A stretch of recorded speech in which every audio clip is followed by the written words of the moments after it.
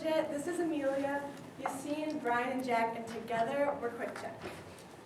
For the average class size of 30 students, it takes about 4 minutes per teacher to take attendance in a period. On an average of 6 periods a day for 180 days, that's 72 hours per teacher taking attendance. What those hours should have been used for? These hours should have been used for extra content time, preparing the class for tests and quizzes, going over the class schedule, and extra work time. On an average of $27 an hour per teacher for 80 teachers, that's $155,000 that the school board is spending for these teachers to take attendance. These teachers are qualified to teach and not take attendance. But that's not the only problem. On an average of 114 gunfire incidents from 2013 to 2022 that have happened in school districts, we believe that number is too high. Please raise your hand if you also find that number too high.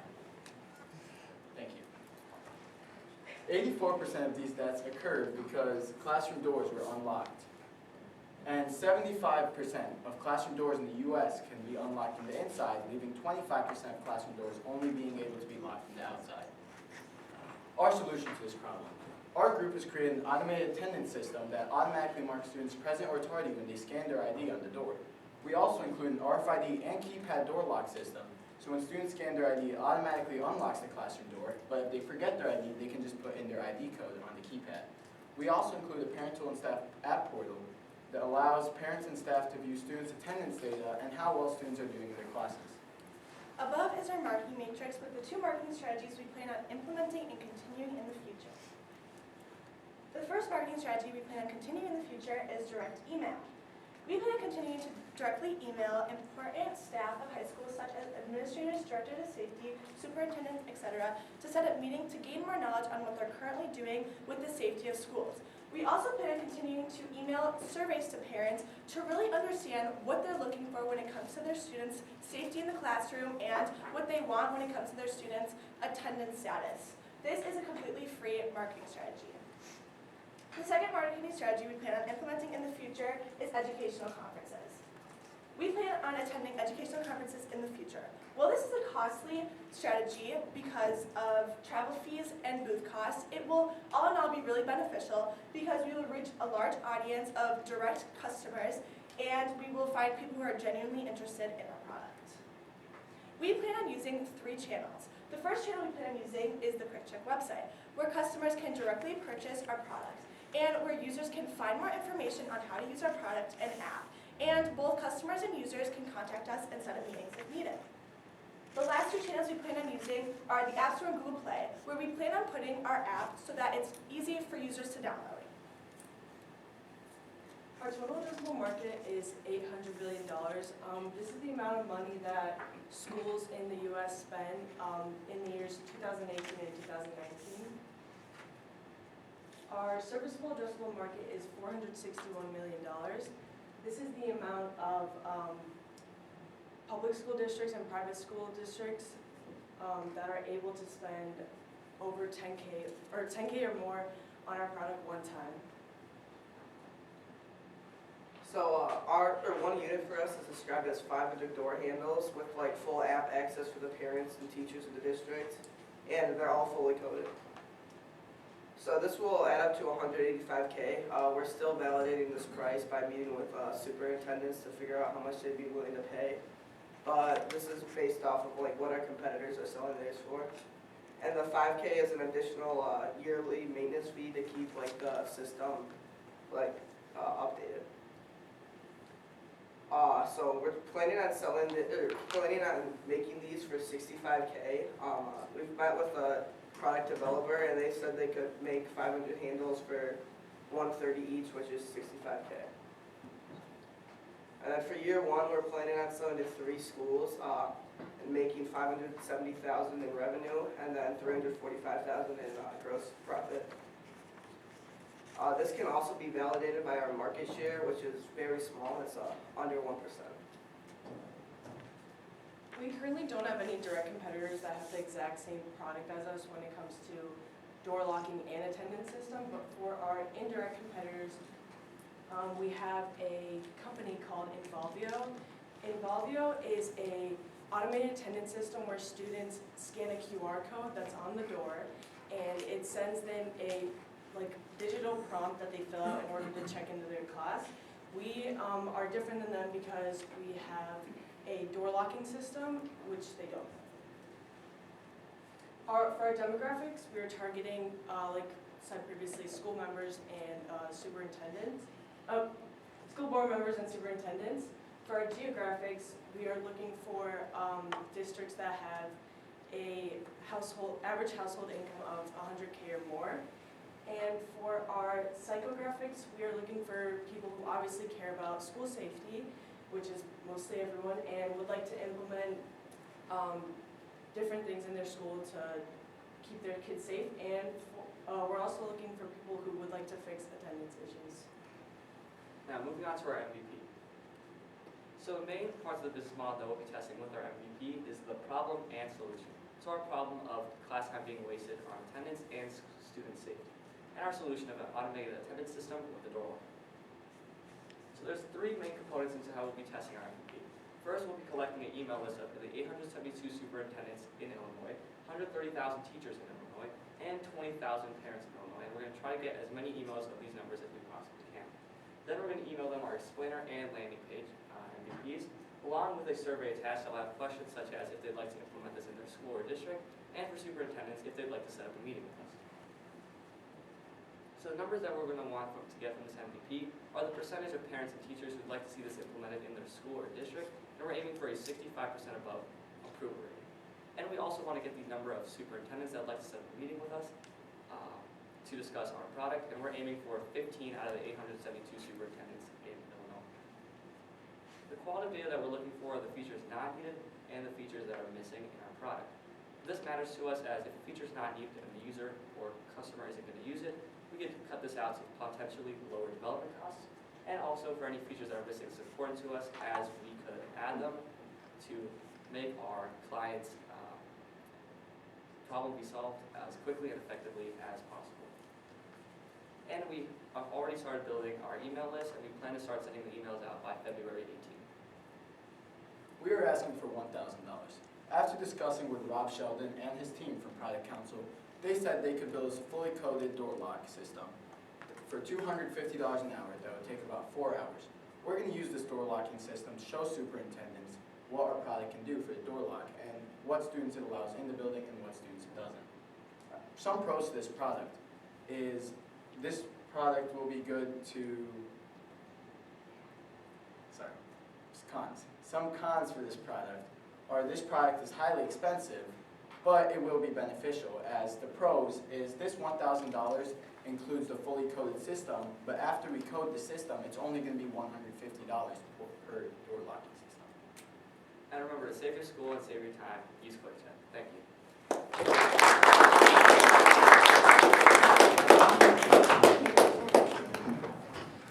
I'm curious, in your developing of this idea, what problem did you start with? So I have a really difficult last name, and every time there's substitutes at the school, they always try reading my last name, and they always screw it up, and they kind of make a fool of themselves, and like it embarrasses me a little. So I realized that it would be nice if they didn't have to take attendance, because it also takes a really long time, and they take a really long time to get to the point. So that's one thing. And then we didn't really add the door locking system until we had a school right here a couple months back, and that's when we realized it would be really beneficial for our school to implement this. Okay, thank you. I'm wondering about the attendance feature that is in there.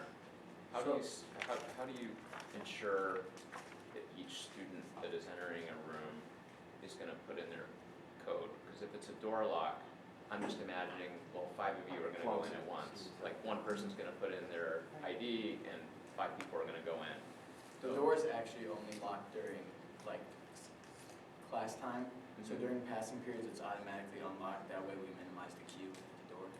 So they just keep scanning and they enter. Okay, so the idea is, hey, this is like your, have a policy of, the way I know you're in is you flashed your badge to this. Yeah. Okay. We also scan our IDs to enter the school, so we realized it would be very similar to scan our IDs to enter a classroom. Okay. there an actual, like, you have to physically pull your ID out and scan it over a device, or is it an RFID where if you're within a certain proximity to it, it catches you? It's an RFID. Right now, that's how they have it when you Yeah, go that's into how they have school. it right now. They have it on buses and when we enter the school. How do you get the data of the attendance record for the day to the teacher? You're really automating that, that's the value prop, right? The Yeah. teacher doesn't have to handwrite it, you're saving time. But the teacher then eventually does have to record the day's attendance somewhere. So how do you get the data from the fob or the door lock, like, to the teacher? So our computer systems automatically mark students present or tardy in Infinite Campus, which is the current attendance system we use. So this is basically just getting rid of the teacher portion of this. But teachers will still need to do a head count to make sure that what the attendance says is how many people are actually in the classroom. Nice. So this is already something that's set up, you don't have to get some additional access or approval approved in a campus, Yeah, this is it like would already just done. automate it.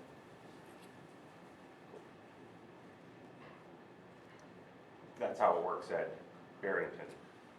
For How now, many- yes, we do use Infinite. Would you limit them, how you would market this to the next school districts, to ones that share that system? Or would you be willing to expand to other kinds of attendance systems? So for now, we're probably gonna focus on more schools close to us. Most of them do use Infinite Campus, but once we spread out, we're gonna make it so it automates their attendance systems as well. So whether they use any other software that's not Infinite Campus. So will the software be sophisticated enough to understand which students are supposed to be in the classroom? Or is it just any student that is a registered student Well, can get access to the it's class? practically the same software that decides what students should be in the school and what shouldn't, because it also shows whether they're like suspended or not and whether they shouldn't be here. So we're gonna use that same exact software into the classroom. And Infinite Campus has a classroom list that it will automatically look at to make sure that students should be in that classroom. So I guess I'm being dense, I apologize. Is the system to prevent a student who is not supposed to be in that classroom during the sixth period? Yes, correct. Okay.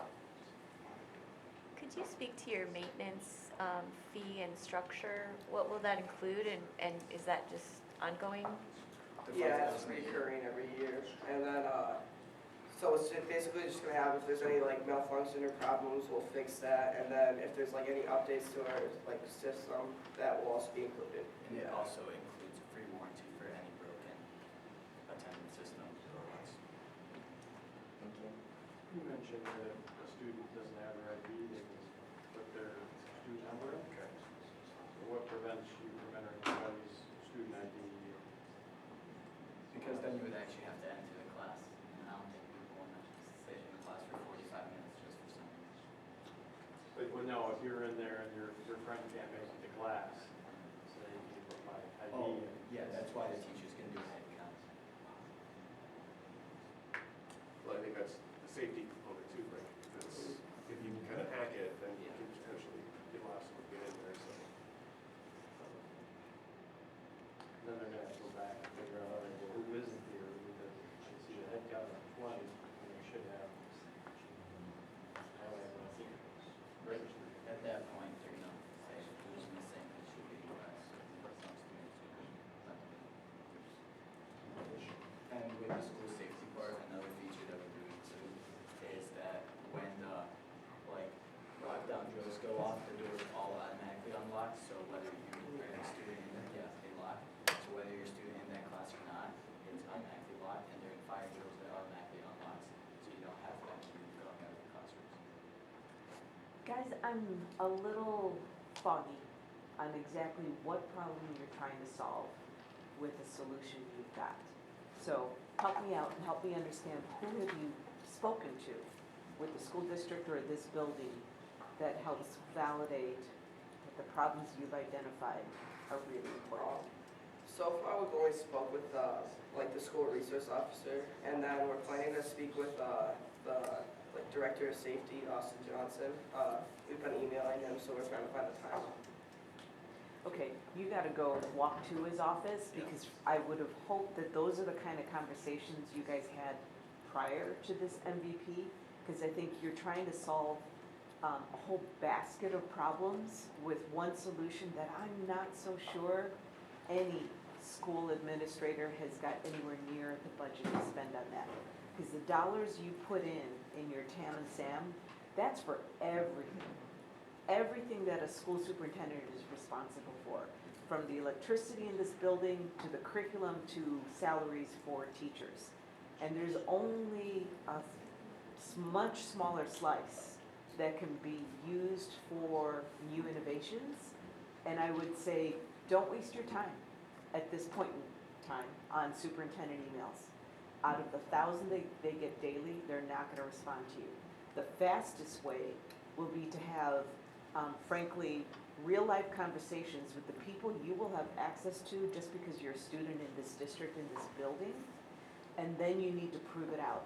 You need to run a pilot with a building, a section of the building, what have you. And when it works, then you'll be ready for a big outreach campaign and all that. But really, there's no superintendent that buys a thing that is not already working somewhere else first. And only when that trusted colleague says, yeah, this is what it does for me, this is why it works, these are all the good things. Otherwise, no one bothers. So you need to have that pilot that is successful in your hip pocket before you think about all the other classic marketing techniques. But really, I would encourage you to do more discovery interviews right now. A resource officer is great. That's one of the steps. That person has no budget responsibilities whatsoever, as well as no responsibilities for operating procedures that perhaps Mr. Johnson will. And who's the assistant principal Hogs right now? That assistant principal Barrington High School Right now? for operations. Oh, he's a fall. Heath McFall, those guys are gonna be a wealth of information for you in terms of the world of safety, as well as effective use of teacher time. They're gonna really share a lot of meaningful information that you're gonna just be able to shortcut within a week because you've had meaningful conversation with them. So split up, tackle the team in this building, another 2 of you tackle Prairie, the other 2 of you tackle Station. And your information, your knowledge base is gonna be much faster acquired, more quickly acquired. I agree with Margarita. I think 1 or 2 extremely deep conversations with a trusted administrator is gonna give you more than, a long or a broad, not deep, exposure to people that really can't make a decision without something in their hands. They can't, Right. they see products and security, hardware and things like that, all the time. There was a team from back in the year 2013-14 called Find My Bus, and they made their breakthrough advancements because of conversations they had with people at central office. It wasn't because they were doing out thousands of surveys. That has its time and place, not yet at this stage. Okay? Did you guys say you added the lock as a secondary kind of component? What would be the difference in the cost from the original attendance piece versus the attendance and lock piece? Well, the attendance system, the manufacturing of it would theoretically just be an RFID scanner. So those cost about anywhere from like $10 to $20. But the actual, once we implement the door lock, we have to change the door lock, change all of that. So it goes from that 10 to 20 to around 100, 150. One question, or one comment, one question, one comment real quick. One is kind of following on Mr. McElroy there. It's like, I'm getting the impression that you had started with an idea, came up with another one, and then couldn't decide which one to go with, so let's just do both. Like, it's a little bit of both. It's not really a cohesive message for there. So I encourage you to lean into one of those, decide what it is. Second, now the question is, how many teachers did you talk to investigate the pain of attendance? I surveyed 7 teachers, and most of them had problems with, like if they sub around the school, they had problems like what Yassine said, saying, they were kind of embarrassed to actually say students' last names sometimes. And they also had problems with spending, like just the process of having to implement like the attendance manually. Okay. And each of us have talked to our own classroom teachers as well as other all teachers. And we did like face-to-face interviews with them to see if locking the door all the time and unlocking it for students was a problem for them, and if doing attendance was a problem for them. And one of the major problems we realized was when they do mess up students' attendance, they have to go through a lot with the office, and the student has to go to the office. So this would eliminate that. Okay. I would encourage you to, you've got a great base here, expand that base. 7 is not a lot of data points. You also have to include the data points when they say, no, it's not a problem, right? You have to actually be accurate about that. And then the last comment is, I wish there was a way you could be incremental about this. Like, it seems like the only way, like if you make a sale, you have to make a sale, right? Like the whole building or something like that. Is there a way you can test some of the value proposition more incrementally with just a couple teachers here or there? Can you deliver any value just to them, just to prove that out so that the cost of entry for anyone who's interested in this isn't an entire building? We were considering collecting some money to create 10 prototypes, and we would let schools sample all 10 prototypes for a month or two to see how they like it, and then they would decide whether they want to continue it or move on. Great, you should have told us that, in terms of MVP and how you're gonna do that, because that's exactly that kind of thing, yeah. I think that would be a better use of your money that you're requesting rather than the emails. All right, the ask is 1,000, guys, what are your, we have a summary? The $1,000 was basically for the prototypes, engineering the actual door locks. Is that, I mean, they're not creating a new door lock. This is basically the programming of an existing off-the-shelf lock. Is that? No, you're gonna program it to be for schools and where we can input any, like, what students are actually members of that classroom and stuff like that. And we implement the time, so they're gonna make it so it works on school schedule. So that way, like, whether it's first period, second period here, that knows when to unlock it, when to lock it, and that students don't allow anything like that. Can you reduce that price if you omit the security feature of the project scope? Like if you just focus on the attendance, does that do anything to reduce the? Yeah. The coding would be theoretically about the same price, maybe a little cheaper, but the manufacturing cost would go again from like $150 down to about $25 per code. Yeah, I mean, I echo the sentiments of these gentlemen. You really had me in the beginning. I like how you did the cost analysis and the savings of just how much time it takes to do the attendance, right? That was really good. And then I get why you'd want, you say, well, we're already doing a door. Let's just add more value points, add more value points. But what it does is it muddies the message to the investors and also to customers. They really want to kind of hone in on one vision, one value prop at a time, and it's like, wait, which one is this? We have a lot more barrier to entry trying to get in and replace school locks, right? So focus on kind of the lower hanging fruit, grow that, and then all these other value adds are phase 2, 3, you know, of the product or the business down the road once you've established credibility and kind of scaled out a little bit.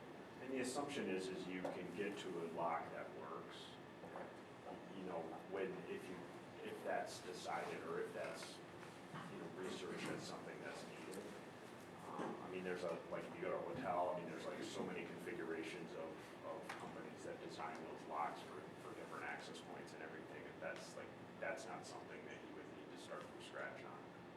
So is it 850, are we less the hardware, what's the, give me the number. Yeah, I think we're saying don't build a Don't lot build of a lot. prototypes. I'm concerned you're not able to get permission to use it for testing, because school administrations and bureaucracies, there's all kinds of rules, all kinds of things.